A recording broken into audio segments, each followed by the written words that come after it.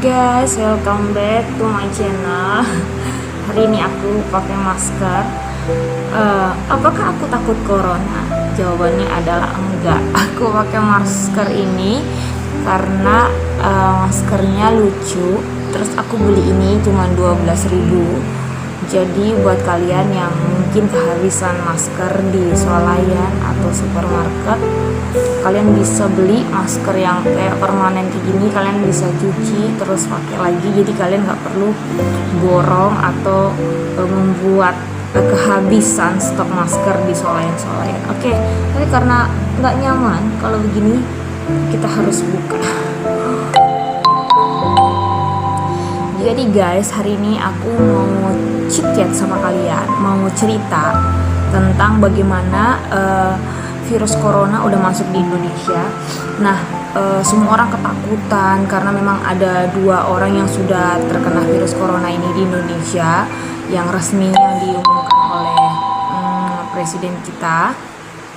Tapi yang bikin lebih mengkhawatirkan buat saya adalah, jadi kita itu lagi bikin Praise and Worship Night bersama teman-teman di Generasi Anak Panah, dan ada beberapa teman-teman yang akhirnya menghindari pertemuan ini karena memang ada hoax yang menyebar kemana-mana, katanya virus corona ini sudah masuk ke Karawaci.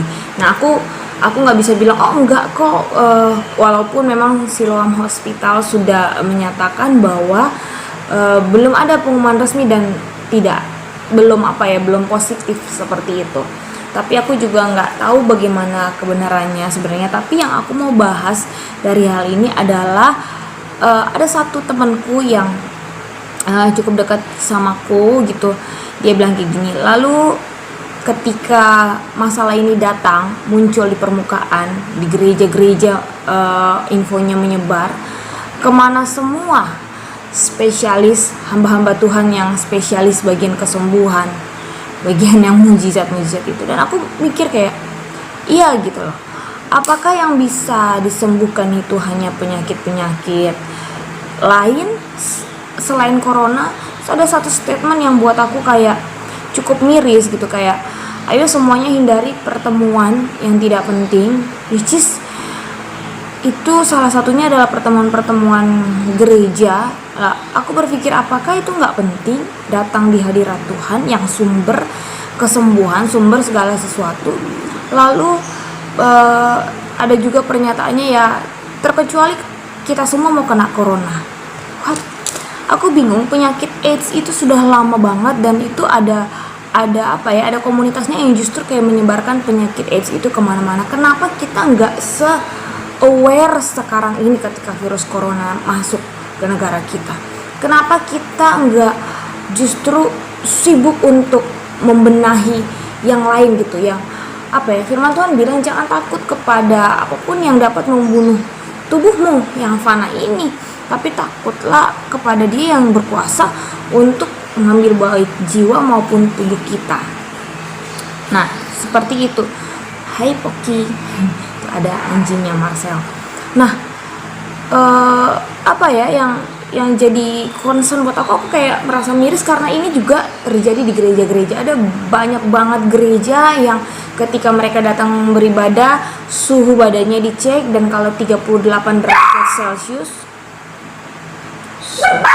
Poki, dan kalau 38 derajat Celcius itu tidak boleh beribadah, dan dihimbau kepada semua yang sakit tidak usah dulu datang ibadah gitu. Itu yang buat aku kayak what? Karena aku pribadi adalah orang yang justru ketika aku sakit banget aku akan paksain datang ibadah, karena cara pandangku adalah aku justru akan sembuh ketika aku datang kepada sumber kesembuhan itu, yaitu Tuhan itu. Tapi memang ada teman-teman juga yang mungkin aku nggak bilang iman mereka lemah gitu kan orang beda-beda ya.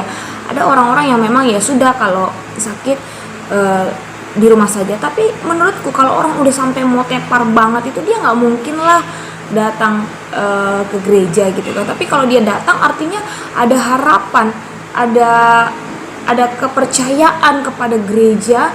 Jadi kayak gereja itu mungkin saja satu-satunya sumber, satu-satunya jawaban yang terakhir buat orang yang datang itu. Nah ketika kita tolak orang itu datang, bayangkan gak sih kemana mereka harus pergi.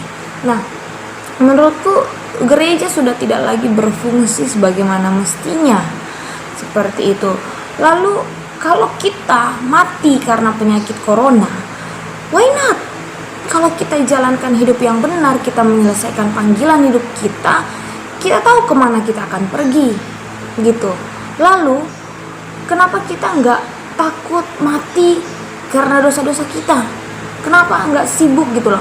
Ada orang merokok, tatoan, narkoba, kita nggak sibuk banget untuk kayak ayo semua berantas semuanya, nggak. Tapi ini serentak hanya karena virus corona, bukan cuma Indonesia, dunia menutup diri, jadi eksklusif, jadi aneh. Kalau menurut aku semua pakai masker. Tadi pagi di grup generasi anak panah ada satu kiriman video bahwa ada orang yang bagiin masker gratis, terus dia terima, ternyata maskernya itu udah ada obat bius. Pas dia pakai, orang itu pingsan dan barang-barangnya diambil. Tahu nggak dampak daripada kita panik, kita pikir oh kita perlu pakai ini segala macam, sehingga ini dampaknya tuh kemana-mana, malah pencurian terjadi gitu kan, melemahkan iman orang, ibadah di gereja jadi tidak bisa berjalan dengan baik. Aku sangat miris banget dengan kondisi ini, come on gitu ya. Aku punya tante yang dari umur 10 tahun dia sudah bermasalah dengan jantungnya, bahkan sekarang katup jantungnya itu udah diganti pakai metal. Sekarang umurnya kurang lebih 50 tahunan lebih seperti itu. Tapi dia hidup sampai hari ini, dia tetap ceria, tetap semangat. Aku juga punya salah satu hamba Tuhan yang aku kenal, sudah gagal ginjal stadium 4A, sudah cuci darah setiap hari. Itu divonis kurang lebih 2 tahun yang lalu, sampai sekarang dia kelihatan seperti orang yang sehat banget. Jadi kesimpulannya teman-teman, penyakit gak bisa bikin kita mati. Yang cuma bisa cabut nyawa kita Tuhan. Nah selama kita masih berfungsi dan Tuhan masih mau pakai kita gak akan pernah mati.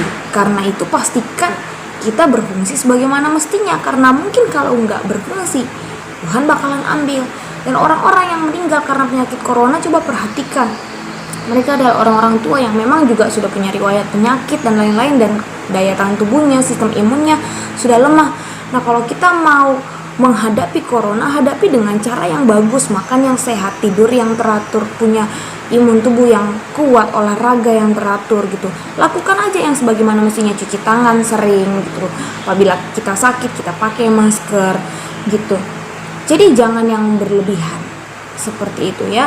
Ingat, tidak satu helai pun rambut kita jatuh tanpa seizin Tuhan. Terus firman Tuhan di dalam Mazmur 161 bilang, itu perikopnya, Tuhan adalah penjaga Israel, bahwa Tuhan akan melindungi kita dari terik matahari, dari hujan. Kalau dari terik matahari saja Tuhan tidak mengizinkan kita merasakan sakit, apalagi dari corona yang bukan apa-apa. Tuhan tidak pernah mendatangkan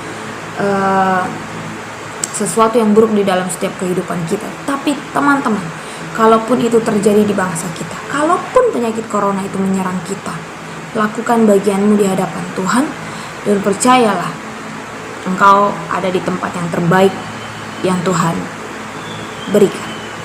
God bless you.